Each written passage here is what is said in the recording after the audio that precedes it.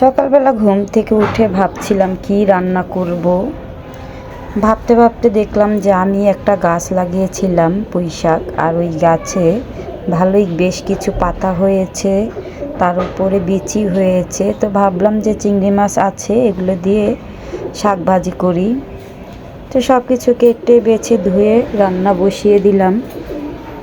আর গ্যাসের অবস্থা তো সবাই জানেন, তেমন একটা গ্যাস আসে না, তো বান্না করতে অনেক কষ্ট হয়ে যায়।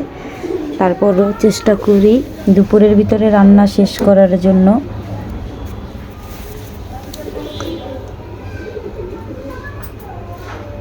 তো ছোট্ট একটা ভিডিও। আল্লাহ হাফিজ, সবাই ভালো থাকবেন।